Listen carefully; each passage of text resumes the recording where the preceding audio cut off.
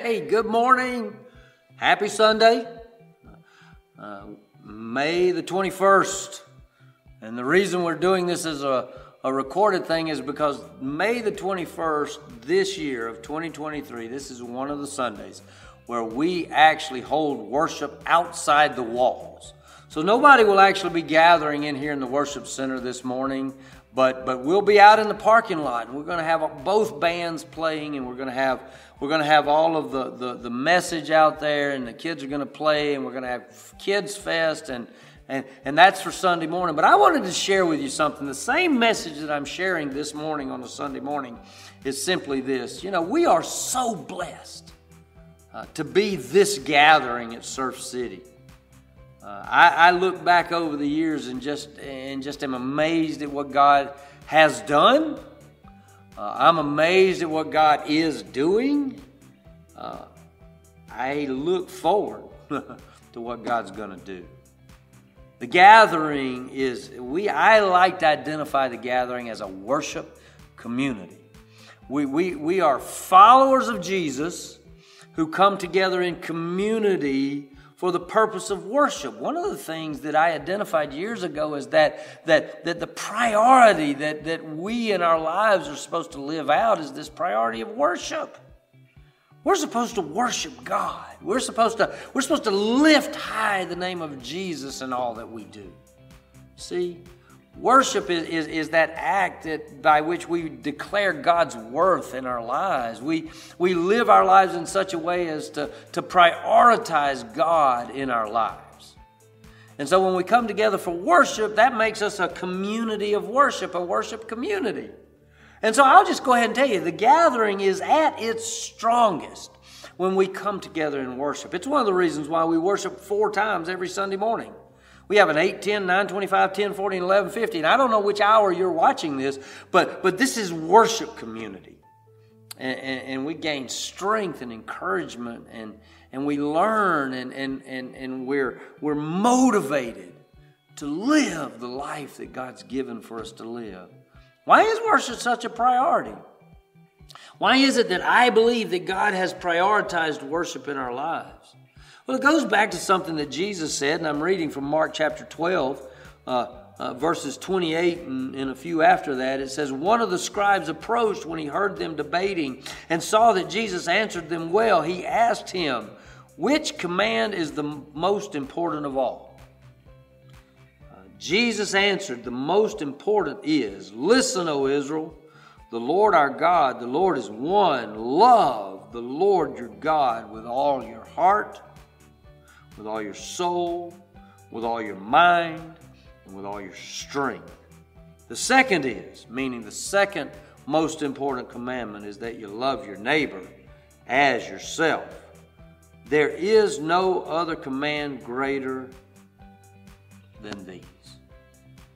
So years ago, I decided that as we were sort of seeing God bring this gathering, this worship community into existence, that the number one priority that we were going to do was going to be worship. We're going to worship well, and we're going to worship often. We're going to create worship opportunities. Now, the idea in what we call church is that you don't start other worship gatherings unless you fill up the ones you got. Well, in my mind, I thought, no, I want to create as many worship opportunities as I can create. I want us to hold worship settings, not only in this room, but like today out on the parking lot. We want everybody to come together and worship together out on the parking lot. We want to create worship settings on the beach. In a few weeks, we'll start a regular Sunday worship gathering out on the beach, because there are folks walking down the beach who will stop and worship. You see, we do 4 worship gatherings every Sunday morning, 8, 10, 9, 25, 10, 40, and 11, 50. And we do those because there are some people who they want to worship early. They want to, and I have to be honest with you, they're mostly my age and older. They want to show up at 8:10. They want to worship together. They want to sing together. They want to greet one another together. They want to do those things at 8:10 in the morning. Then there are those who come at 9:25, and they're a bit of a younger crowd. And they come together with their families, and we'll have an overabundance of children during that worship gathering. right? And so we'll get the kids all down front here, and they'll do little kids kind of worship stuff, and then they'll go to do kids worship, and the adults will stay here. We'll continue in our worship.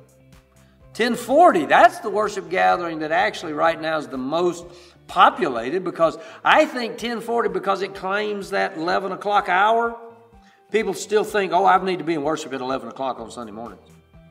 And so they show up, and it's a very, very well mixed crowd, and there are a bunch of kids in that one as well. And then we actually do an 1150 worship gathering, which I call the coffee house worship.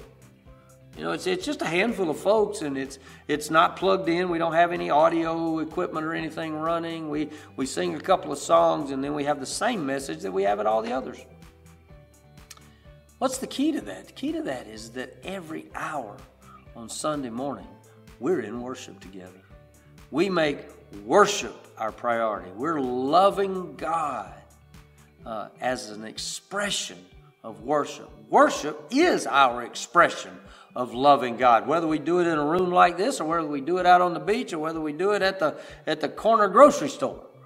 See, we can live our lives as an act of worship. See? The second command is like that, is to love your neighbor as yourself. Now, years ago, I just simply said, you know, the gathering is going to be all about loving God and living Jesus.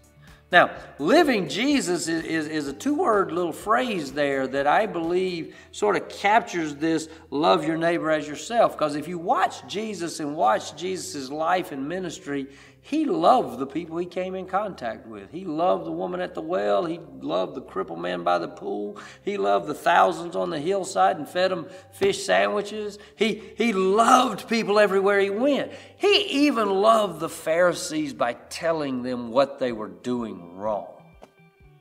See? So everywhere Jesus went, he loved people. So for us, the expression of living Jesus is to go out into this community and love others, to go out and let people know of God's love, to be the expression of God's love for those around us. We've added to our priority statement over the last couple of years that we're walking together. That's the community part of it. We worship, we live Jesus out in the community, and we walk together in community. You see? I'll start back where I started a minute ago. The gathering is so blessed with what God is doing. We get to enjoy His blessing when we come together. Right now, I'll go ahead and admit, you know, this has been our sort of challenge over the years. We don't have enough space. We don't have enough volunteers all the time. We've got a lot of kids. We got a lot of people. We have very little parking. We only have 257 seats in this room. So we try to fill it up every time. See, God's blessed us.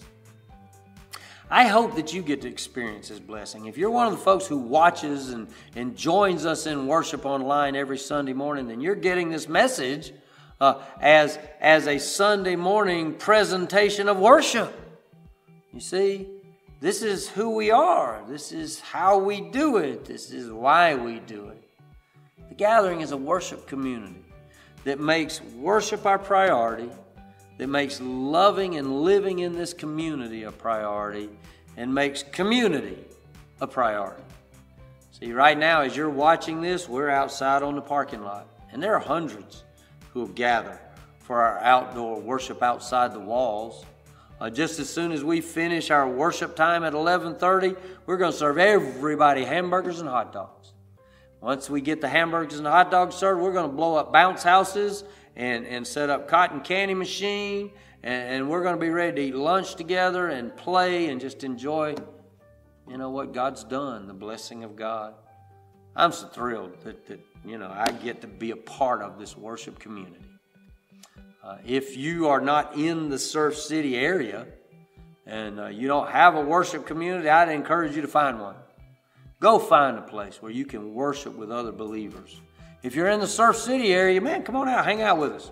It's great to come out and actually on this Topsail Island and worship together. And maybe like if you come at 9:25 and we're done by 10:25, you can go hang out at the beach. Anyway, these three things. Love God, heart, soul, mind, and strength. Love your neighbor as yourself. Be in community with God's people. See? Loving God, living Jesus, walking together. That's who we are. We love you. Thank you for being a part of worship this morning. See you next time.